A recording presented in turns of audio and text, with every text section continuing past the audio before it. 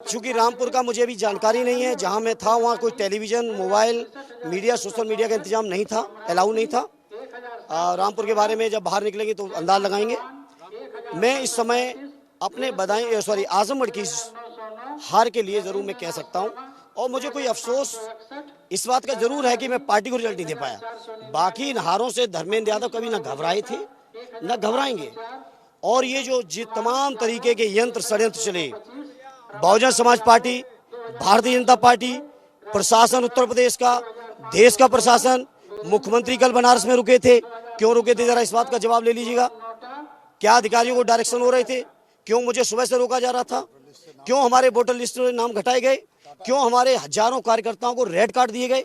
मैं चाहता हूं मीडिया के लोगों, लोकतंत्र को मजबूत रखने की, हार जीत कोई बात नहीं, हार हुई हम स्वीकार कर रहे हैं, हम स्वीकार कर रहे हैं, लेकिन मीडिया के लोगों आपसे कहूंगा चौथे स्तंभ के तौर पे आपको भी अपनी जिम्मेदारी के सच्चाई से निर्माण करना पड़ेगा, नहीं तो एक स्टेज आएगी। हार का केवल दो, क्या हार का बिल्कुल सत्य था आपके हिसाब से? हार मुझे कोई शौक थोड़ी आरोप लगाने का।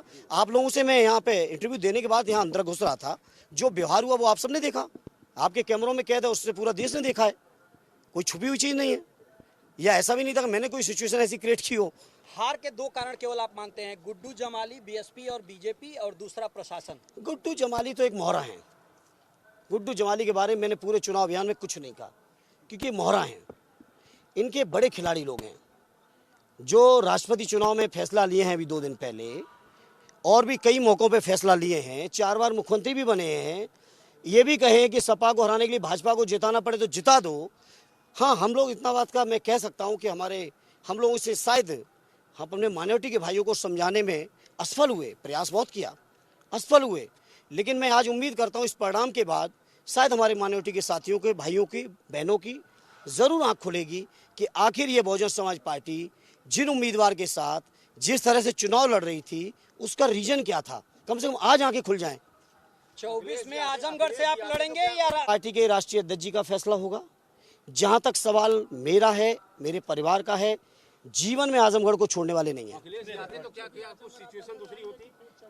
राष्ट्रीय अध्यक्ष जी फैसला लेंगे और राष्ट्रीय अध्यक्ष जी मौका देंगे तो आजमगढ़ के लोगों की बारंबार सेवा करूंगा।